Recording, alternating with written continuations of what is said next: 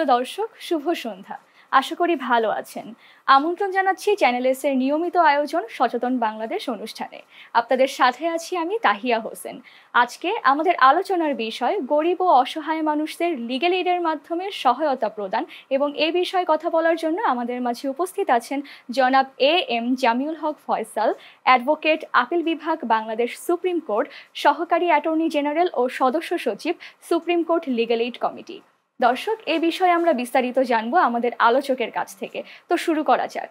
কেমন আছেন? আলহামদুলিল্লাহ, ভালো আছি। আপনার কাছ থেকে একটা জিনিস জানতে চাইছি। পরিসংখ্যান থেকে জানা যায় 2009 সাল থেকে 2011 সালের যে ডিসেম্বরের মধ্যে সময়টুকু, এ সময়ের মধ্যে বিনামূল্যে গরিবদেরকে সহায়তা প্রদান করা হয়েছে লিগ্যাল এইডের মাধ্যমে। এ বিষয়ে আপনার মন্তব্য কি? ধন্যবাদ আপনাকে। প্রথমত হচ্ছে যে লিগ্যাল এইড ভাবনাটাই হয়েছে জনগণের, মানে সাধারণ মানুষের, প্রান্তিক জনগোষ্ঠী যেন আইনের আশ্রয়টা, কেউ যেন আইনের আশ্রয় ব্যতীত তাদের যেন কোনো কিছুই না যায়। সো প্রান্তিক জনগোষ্ঠীকে লিগ্যাল এইড পৌঁছে দেওয়ার জন্যই আসলে লিগ্যাল এইড আইনটা হয়েছে। তো আপনি যে পরিসংখ্যানটি বলেছেন যে হ্যাঁ, সারা বাংলাদেশে প্রতিটি ডিস্ট্রিক্টেই লিগ্যাল এইডের একটি অফিস আছে এবং সেই অফিসের মাধ্যমে লিগ্যাল এইড সার্ভিস দেওয়া হয়। একই সঙ্গে বাংলাদেশ সুপ্রিম কোর্টেও লিগ্যাল এইড সেন্টার আছে, যেটি আমি সদস্য সচিব হিসেবে কাজ করছি। তো এই জনগোষ্ঠীকে আমরা যারা অসহায়, দরিদ্র, যাদের সক্ষমতা, আর্থিক সক্ষমতা যাদের নাই, তারা যখন আমাদের কাছে আবেদন করে, আমরা তাদেরকে বিনামূল্যে আইনি সহায়তা দিয়ে থাকি। সেটি বাংলাদেশ সরকারের একটি প্রকল্পের মাধ্যমে কাজ করতে থাকে আর কি।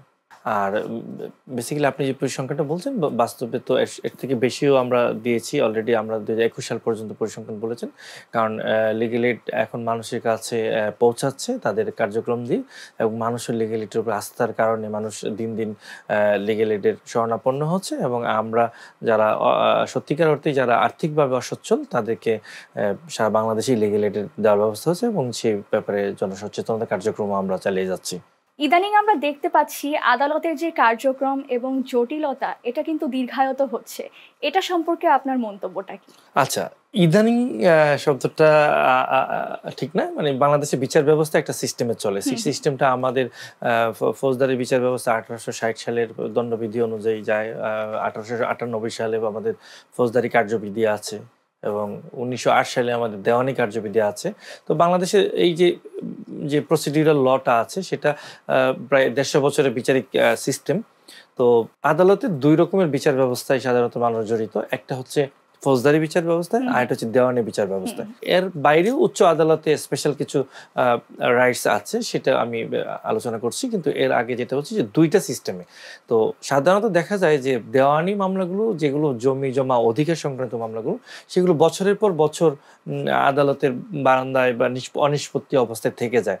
আসলে দেখুন, এখানে যারা বিচার প্রক্রিয়ার সঙ্গে যুক্ত, যেমন আমরা যারা আইনজীবী, একই সঙ্গে যারা বিচারক, কারো কিন্তু ইচ্ছাকৃতভাবে ডিলে করা হয় না। কিন্তু সমস্যা হচ্ছে প্রসিডিউরাল হয়ে যায়। প্রসিডিউরাল কেমন? ধরেন আমি যদি দেওয়ানি মামলার ক্ষেত্রে বলি, যেগুলো জমি জমার মামলা হিসেবে পরিচিত বা অধিকার আদায়ের মামলাগুলো, সেক্ষেত্রে আপনি দেখবেন যে আইনে কিছু মানুষকে ন্যায় বিচার দেওয়ার জন্য আইনে কিছু সুনির্দিষ্ট পন্থা বলা হয়েছে, যেন মানুষ ন্যায় বিচারটা এনশিওর করা যায়। সেই পন্থায় যখন আপনি যাবেন, তখন কিছুটা বিলম্বিত হয় বিচারটা। যেমন ধরেন, আপনি কেউ যখন দেওয়ানি মোকদ্দমায় কেউ যদি তার জায়গা জমির অধিকার হারান, বা যে কোনো অধিকারকে বা করতে চান, আদালতের মাধ্যমে এস্টাবলিশ করতে চান, তখন তাকে কিছুটা প্রসিডিউরের মধ্যে প্রথমটা হয়ে, ধরেন যে কোনো একজন যিনি ভুক্তভোগী, তিনি আদালতে আশ্রয় নিলে তাকে কি করতে হয়? আদালতে পিটিশন দায়ের করতে হয়। তো পিটিশন যখন একটা মোকদ্দমা দায়ের করা হয়, তখন আদালতের পক্ষ থেকে অপর পক্ষের প্রতি সমন জারি করা হয়। আমরা এই শব্দটা সবাই জানি যে সমন জারি বা পরোয়ানা জারি করা হয়। এখন ব্যাখ্যা চাওয়া হয়। এই ব্যাখ্যার জন্য একটা নির্দিষ্ট প্রসিডিউরের মাধ্যমে বিবাদী পক্ষের কাছে পৌঁছায়। বিবাদীরা স্থানচ্যুত হওয়ার কারণে দেখা গেছে যে এটা প্রপারলি পৌঁছানোর, এবং এই প্রসিডিউরটা একটা সময়ের ব্যাপার হয়। দ্বিতীয়ত কথা হচ্ছে যে কিছু যখন বিচার প্রক্রিয়াটা শুরু হয় আনুষ্ঠানিকভাবে, তখন দেখা গেছে যে কিছু আইনি প্রক্রিয়ার কারণে কিছু ডকুমেন্টকে আদালতের কাছে আসতে হয়। তো এই যে প্রসিডিউরগুলোর জন্য কিন্তু বিচারের ব্যবস্থা দিন দিন বিলম্বিত হচ্ছে, এবং এখন কিন্তু সব পক্ষই চাচ্ছে যে দ্রুত মামলা নিষ্পত্তি করার জন্য। কিন্তু এই প্রসিডিউরটা মেনটেন করতে গিয়ে, এবং আমাদের আদালতের সংখ্যা জনগণের তুলনায়, আমাদের প্রায় 16 কোটি, আমরা অফিসিয়ালি বলি 16-17 কোটি মানুষ, যাই হোক না কেন, সেই অফিসিয়াল মানুষকে জন্য আদালতের বা বিচারকের যে সংখ্যাটা, সেই সংখ্যাটা কিন্তু অনেক কম। অনেক কম। তো যেই কারণে হচ্ছে কি যে একটা দেখেন পৃথিবীর অন্যান্য দেশে বছরে অন্যান্য দেশের সুপ্রিম কোর্ট যদি বলেন, বাংলাদেশের আমি সুপ্রিম কোর্টের প্রেক্ষাপট থেকে বলছি, অন্যান্য দেশের সুপ্রিম কোর্টে বছরে 100 মামলা নিষ্পত্তি হয় কিনা সন্দেহ আছে। আর আমাদের প্রতিদিন সুপ্রিম কোর্টে 100-র উপরে মামলা একটা কোর্টে শুনানি হয়। আমাদের 50টি আদালত, শুধু হাইকোর্ট সুপ্রিম কোর্টের হাইকোর্ট ডিভিশনে 50টি আদালত আছে। তো এই মুহূর্তে 50টি আদালত আছে। সো হিউজ পরিমাণ, প্রতিদিন যদি 3-4 হাজার মামলা নিষ্পত্তি হচ্ছে, 3-4 হাজার মামলা শুনানি হচ্ছে, অন্যান্য দেশের তুলনায় এটা কিন্তু মানুষের তুলনায় বিচারকের সংখ্যা কম, আদালতের সংখ্যা কম, যে কারণে একটু লেন্দি হচ্ছে। মানে প্রতিটি মামলায় আনুমানিক সময়টুকু কত? এভারেজে যদি আপনি বলেন যে নিম্ন আদালতে একটি বিচার 3 থেকে 4 বছর লেগে যায়। আচ্ছা। এভারেজে 3 থেকে 4 বছর একটি বিচার নিষ্পত্তিতে লেগে যায়। কিন্তু সমস্যা হচ্ছে যে আমাদের দেশের সবসময় আমরা আসলে বলে থাকি যে মানুষ শেষটা দেখতে চায়। আমাদের দেশে একটা ট্র্যাডিশন হচ্ছে যে মানুষ যখন বিচারিক আদালতে বিচারটা না পায় তখন হাইকোর্টে আসে। হাইকোর্টে যখন না পায় তখন সুপ্রিম কোর্টে অ্যাপিলেট ডিভিশনে যায়। সো মানুষ কিন্তু ওই আস্থার জায়গা থেকে যে না, মানে সবাই জিততে আসে এখানে। ওয়েট করতে কেউ চায় না। আমাদের দেশে কেউ মামলা হেরে বসে থাকে না। সবাই মনে করে উচ্চ আদালতে গেলে বা তার উপরে গেলে শেষ পর্যন্ত কিন্তু প্রতিটা মামলা যায়। তো যাওয়ার পরে যে সমস্যাটা হয়েছে আমাদের, আমরা আমাদের আস্থার যে জায়গাটা, সেটা যদি আমরা নিম্ন আদালতে এনশিওর করতে পারি, আমার মনে হয় অন্যান্য দেশ যেটা করে যে প্রাক বাছাইয়ের মাধ্যমে কিন্তু অনেক মামলা নিষ্পত্তি করে ফেলে। কিন্তু আমাদের দেশে যেটা হয়, প্রাক বাছাইয়ের কোনো সিস্টেম নেই। সো প্রতিটা মামলাই প্রসিডিউরাল একটা জায়গায় চলে আসছে, সেম প্রসিডিউর ফলো করছে। এই জন্য ছোট মামলা বড় মামলা যেই প্রসিডিউর, একই প্রসিডিউরে কিন্তু আমাদের মামলাগুলো চলছে। এই জন্য একটা লেন্দি হচ্ছে। ছোট্ট করে একটু জানতে চাইছি, বাংলাদেশ সরকার অসহায় এবং দরিদ্র মানুষের সহায়তার জন্য 2000 সালে একটা আইন প্রণয়ন করে এবং লিগ্যাল এইডের মাধ্যমে সহযোগিতা প্রদানের ব্যবস্থাপনা চালু করে। এই বিষয়ে আপনার মন্তব্য কি? তারা কতটুকু সহযোগিতা পাচ্ছে? আপনি প্রথম প্রশ্ন যেটি করেছিলেন যে এই যেটা পরিসংখ্যান দিয়েছেন, তার মানে লিগ্যাল এইড মানুষ পাচ্ছে। এখন 2000 সালে যে আইনটি হয়েছে সেটি হচ্ছে যে মানুষকে যেন বিনামূল্যে আইনি সহায়তাটা দেওয়া যায়। প্রথমটা জিনিস মনে রাখতে হবে, আমাদের কাছে প্রায় সময়, আমি যখন সুপ্রিম কোর্ট লিগ্যাল এইডের বাইরেও আমি যখন মানবাধিকার কর্মী হিসেবে বাংলাদেশ লিগ্যাল এইড সার্ভিস ব্লাস্টে কাজ করেছি, আমি বাংলাদেশে বেশ কিছু মানবাধিকার সংস্থার সঙ্গে জড়িত ছিলাম, ইভেন তো আমি জাতীয় মানবাধিকার কমিশনের সঙ্গে জড়িত ছিলাম। তো মানুষের একটা ধারণা হচ্ছে যে লিগ্যাল এইড মানে বিচার দেয়। আসলে বিচার দেয় না। লিগ্যাল এইড মানুষকে বিনামূল্যে আইনি সহায়তাটা দেয়, বিচার কিন্তু আদালত দেয়। হ্যাঁ, সো মানুষের এই ধারণা থেকে আমরা মানুষকে আইনি সহায়তাটা দিই, সেটা ফ্রি অফ কস্টে, পুরোপুরি বিনামূল্যে। যখন বাংলাদেশের লিগ্যাল এইডের যে কোনো জায়গায় সুপ্রিম কোর্ট লিগ্যাল এইড, মানে সুপ্রিম কোর্ট লিগ্যাল এইড তো আমি দায়িত্বে আছি, কিন্তু এমনিতে সারা বাংলাদেশে যে লিগ্যাল এইডগুলো আছে, সেই লিগ্যাল এইডগুলো হতে আপনার যখনই মানুষ যায় আবেদন করে, যদি আবেদনের হয়ে যে আমরা বুঝি যে অসমর্থ, তখন আমরা তাকে বিনামূল্যে আইনি সহায়তাটা দিয়ে থাকি। তার জন্য সে যেন আইনি লড়াইটা প্রপারলি আদালতে করতে পারে, এর জন্য আমরা একজন আইনজীবী নিয়োগ করে থাকি। আমরা চেষ্টা করি যে দক্ষ আইনজীবীকে, যে বিষয়ে অভিজ্ঞ, আমরা একজন দক্ষ আইনজীবীকে সেই মামলায় এঙ্গেজ করে দিতে। এই বিষয়ে আমরা বিস্তারিত কথা বলবো একটি বিরতির পর। ছোট্ট একটা বিরতি নিয়ে নিচ্ছি। দর্শক, ফিরে আসছি একটা বিরতির পর। গরিব এবং অসহায় মানুষদের লিগ্যাল এইডের মাধ্যমে যে আইনি সহায়তা প্রদান করা হয়, সে বিষয়ে আমরা কথা শুনবো আমাদের আলোচকের কাছ থেকে।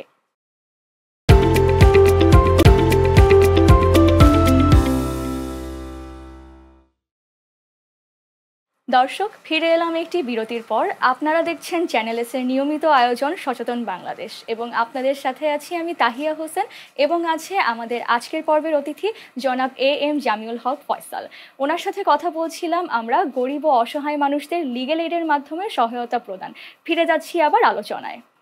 যেটা বলছিলাম, বর্তমান সরকার লিগ্যাল এইডের যে বিভিন্ন প্রণোদনা চালু করেছে, সেটার মাধ্যমে এডিআর যে একটা বিষয়টা, সেটা সম্প্রসারণের উদ্দেশ্য গ্রহণ করেছে, এবং NGO তারপর অন্যান্য সংস্থা এই এডিআর সম্প্রসারণের জন্য কাজ করে যাচ্ছে। এ বিষয়ে আপনার মন্তব্য কি? আসলে এডিআর এর যে ভাবনাটা, এডিআর ভাবনাটা হচ্ছে বিকল্প বিরোধ নিষ্পত্তি। এডিআর এর মূল বিষয়টা হচ্ছে বিকল্প বিরোধ নিষ্পত্তি।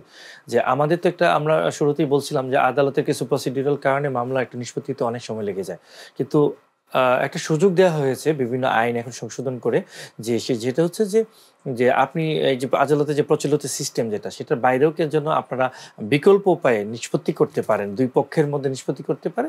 সেটা বিচারিক আদালতে মামলা থাকুক, উচ্চ আদালতে মামলা থাকুক, মামলা যে স্তরেই থাকুক, আদালতকে যখন আপনি বিকল্প উপায়ে আপনার যদি নিষ্পত্তি করতে চান, তখন আদালতকে জানালে আদালতের সেই আইনগুলো সংশোধন করে এখন কিন্তু সেই ব্যবস্থা করা হয়েছে। এখন ঘটনা হচ্ছে যে বিকল্প বিরোধের প্রয়োজনটা কেন হয়? দেখা গেছে যে ছোট, ছোট অনেক বিষয়ে উচ্চ আদালত পর্যন্ত মামলা এখনো বহাল রয়েছে। সো উচ্চ আদালতে মামলা থাকার কারণে মামলার জোর তো বাড়ছে দিনে দিন। সো সেই বিষয়টাকে ভাবনাটাকে জনগণের দ্বারপ্রান্তে এবং সহজ করে দেওয়ার জন্য এই বিকল্প বিরোধ নিষ্পত্তির ব্যবস্থা করা হয়েছে। আর আমরা যদি সরাসরি বলি যে আপনি যে কোয়েশ্চেনটা করেছেন যে এই যে এডিআর ভাবনাটা, এডিআর ভাবনার মাধ্যমে আসলে বিভিন্ন অর্গানাইজেশন যারা বেসরকারি অর্গানাইজেশন যারা বেসরকারি পর্যায়ে মানবাধিকার, মানুষের আইনি অধিকারের সহায়তা দিয়ে থাকে, বিনামূল্যে আইনি সহায়তা থেকে, তারা কিন্তু সেই বিষয়টা হ্যান্ডেল করছে অনেকদিন ধরে, তারা কাজ করছে এটার উপরে। যেমন আমি যদি বলি ব্লাস্ট, ব্র্যাক, যারা মানুষের আইনি সহায়তা দেয়, আইন সালিশ কেন্দ্র, এলআরডি নামক অর্গানাইজেশন আছে, আরও বেশ কিছু মহিলা সংস্থা, বাংলাদেশ মহিলা সংস্থা, এরা কিন্তু বিকল্প উপায়ে বিভিন্ন দিন ধরে বিভিন্ন সময় এরা কিন্তু মানুষকে আইনি সহায়তা দিয়ে আসছে। এখন আমরা যেটা করেছি, জেলা লিগ্যাল এইড অফিস যেগুলো আছে তারাও কিন্তু বিকল্প বিরোধ নিষ্পত্তির জন্য একটি ব্যবস্থা করা হয়েছে। এবং আমরা সুপ্রিম কোর্টে যেটা আমি দায়িত্ব নেওয়ার পরে আমি বিভিন্ন এনজিওর সঙ্গে আমি কথা বলেছি। আমি তো রিসেন্টলি দায়িত্ব নিয়েছি, বেশি দিন হলো না। তো আমরা বিভিন্ন এনজিওর মাধ্যমে আমরা চেষ্টা করছি যে আমাদের ওদের ম্যান পাওয়ার সহায়তা এবং আমরা আমাদের লিমিটেশনের জায়গা থেকে যেন আমরা আমাদের কেউ যদি আমাদের আইনি ভাবে বিকল্প বিরোধ নিষ্পত্তি করতে চায়, আমরা যেন তাদেরকে সরাসরি সুপ্রিম কোর্ট লিগ্যাল এইড যেন সরাসরি তাদেরকে আইনি সহায়তা দিতে পারে, আমরা সেই উদ্যোগটি নেওয়ার চেষ্টা করছি এবং আশা করি খুব শীঘ্রই আমরা সফল হব। মাননীয় প্রধান বিচারপতির আমরা দৃষ্টি আকর্ষণ করার চেষ্টা করছি। তো আমরা মনে হয় যে এটা আমাদের যখনই সক্ষমতা হবে তখনই আমরাও চালু করব। আর এমনিতে এখন সারা বাংলাদেশে লিগ্যাল এইড অফিসে এটি কিন্তু আছে। ছোট্ট একটি বিষয়, এডিআর মানে অল্টারনেটিভ ডিসপিউট রেজলিউশন, এই বিষয়টা নিয়ে যেহেতু বলছিলেন, এটার প্রসিডিউরটা নিয়ে একটু বলবেন? আচ্ছা, প্রসিডিউরটা হলো যে যে কোনো একটি মামলা যখন মামলা দায়ের করা হয় যে কোনো আদালতে, মানে আপনি তো জানেন যে কোনো একটা মামলা দায়ের করতে গেলে বিচারিক আদালত, যেটাকে আমরা বলছি অধস্তন আদালত, বা অনেকেই শব্দটাকে জানে, অফিসিয়াল ভাষা হচ্ছে অধস্তন আদালত, সাবঅর্ডিনেট কোর্ট, কিন্তু অফিসিয়ালি মানে মানুষ জানে এটাকে যে নিম্ন আদালত। নিম্ন আদালত বলতে যেটা জানেন সেটা হলো ম্যাজিস্ট্রেট কোর্ট এবং জেলা জজ কোর্ট। তো জেলা জজ কোর্ট, ম্যাজিস্ট্রেট কোর্টে একটি মামলা দায়ের করতে হয়। তো ওখানে যে যদি কোনো মামলা থাকে, তখন কেউ যদি কোনো পক্ষ যদি মনে করে যে না ঠিক আছে আমরা এটা দুই পক্ষের মাধ্যমে একটা সমাধান করবো এবং আদালতের মধ্যস্থতায়, তখন আদালত কি করে একটা বিকল্প বিরোধের জন্য যে আছে, যে ব্যবস্থা আছে সেই ব্যবস্থা গ্রহণ করে। তখন সেই অবস্থার মাধ্যমে এটা কিন্তু দ্রুত নিষ্পত্তি হওয়ার ব্যবস্থা, যেটাকে বলি আমরা উইন উইন সিচুয়েশন। হ্যাঁ, যে কেউ হারলো না কেউ জিতলো না, যে আমরা নিজেরা আপোষ করে একটা সমাধান করলাম। আপোষ করা মানে হলো কেউ হারলাম না কেউ জিতলাম না, বিষয়টা এরকম না, নিজেরা যেন আলোচনা করতে পারে। এটা আইনে একসময় প্রতিবন্ধকতা ছিল, কিন্তু এই প্রতিবন্ধকতাটুকু আইনে কিন্তু এখন দূর করে দেওয়া হয়েছে। ইভেন তো আপনার একটা সরকারি পর্যায়ে আমরা এটা ফৌজদারি মামলায় আমাদের ছিল না আইনটা, ফৌজদারি মামলায় আইন সংশোধন করা হয়েছে, দেওয়ানি মামলায় আইন সংশোধন করা হয়েছে। একই সঙ্গে এখন ভ্যাট ট্যাক্সের মতো জায়গায় যেখানে সরকারি পাওনাদানার সাথে সরাসরি যুক্ত, ভ্যাট ট্যাক্সের ক্ষেত্রে সুপ্রিম কোর্টে এসেও কিন্তু এখন বিকল্প উপায়ে নিষ্পত্তি করা যায়। সো এই ভাবনাটা যত বেশি জনপ্রিয়তা পাবে তত বেশি মানুষ আদালতের এই যে সময় ক্ষেপণ যে বা ভোগান্তি যে ব্যাপারটা থাকবে সেটা কমে যাবে।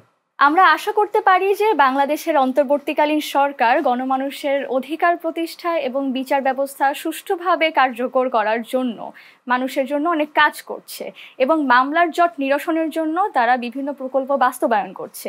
এটা নিয়ে আপনার মন্তব্য কি? প্রথমত হচ্ছে যে সরকার তো ডেফিনেটলি এই ব্যাপারে মানে তাদের সৎ উদ্যোগ সৎ উদ্দেশ্য আছে এবং বর্তমান আমাদের যারা প্রসিকিউশন সারা বাংলাদেশে আছে তারাও কিন্তু চায়, এবং আমাদের সরকারের পলিসি, ল মিনিস্ট্রি পলিসি বা আমাদের আদালত, প্রধান বিচারপতি, মাননীয় প্রধান বিচারপতি সবার উদ্দেশ্য হচ্ছে যে মানুষ যেন আদালতে যেন তাদের কোনো প্রতিবন্ধকতা সৃষ্টি না হয়।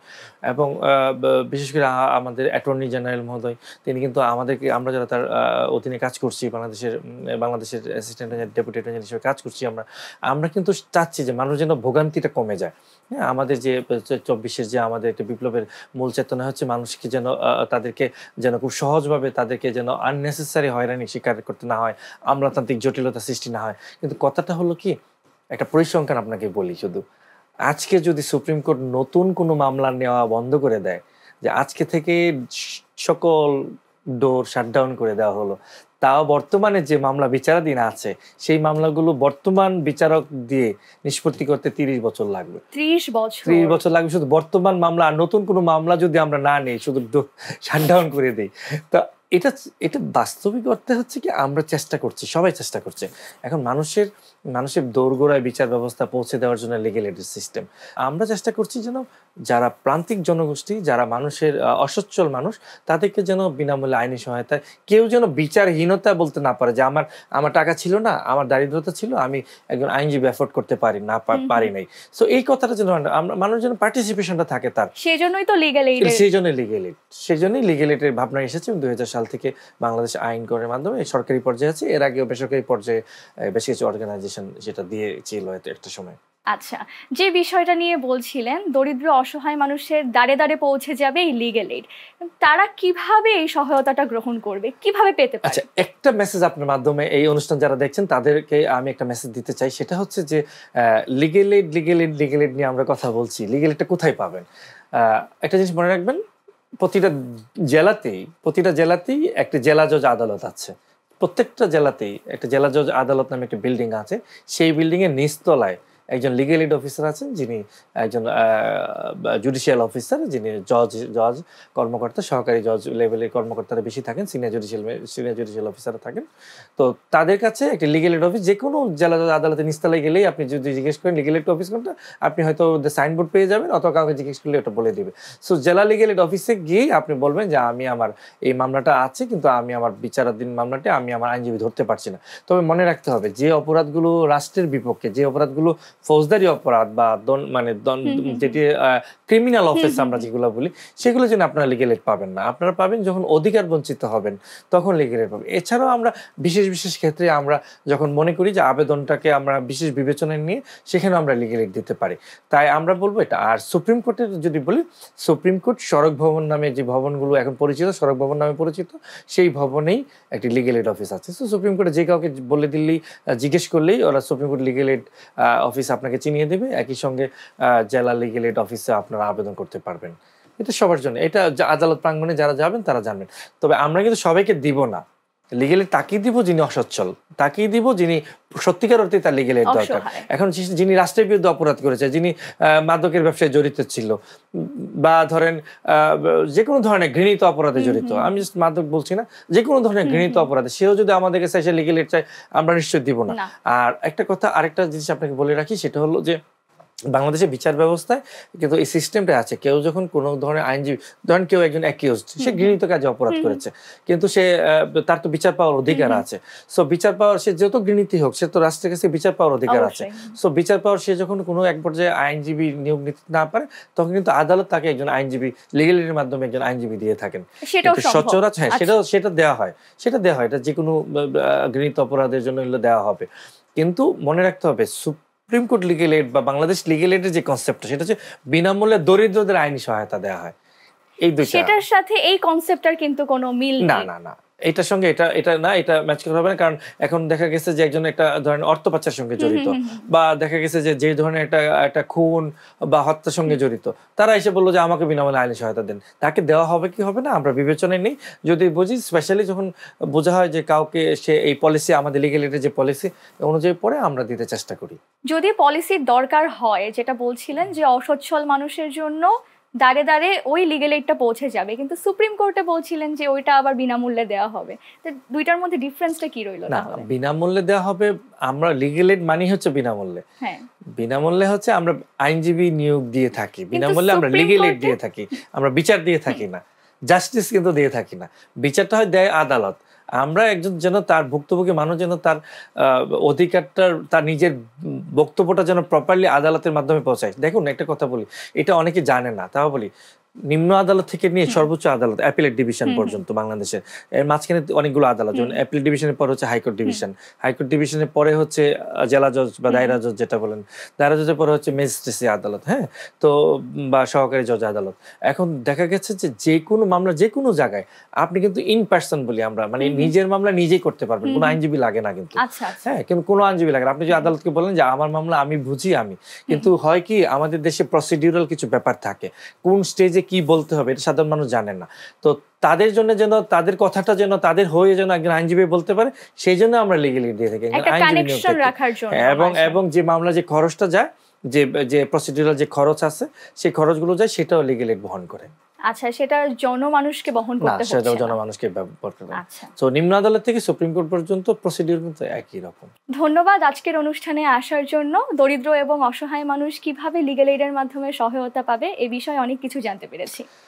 আপনাকেও ধন্যবাদ এবং চ্যানেল এসকে ধন্যবাদ যে আমাকে এই অনুষ্ঠানে আমন্ত্রণ জানানোর জন্য। আমি শুধু সাধারণ মানুষের জন্য একটি কথাই বলবো, যারা অনুষ্ঠানটি দেখছেন, যে আপনারা আইনের অধিকার সম্পর্কে আপনাদেরকে নিজেদের সচেতন হতে হবে। অধিকার সচেতন হন।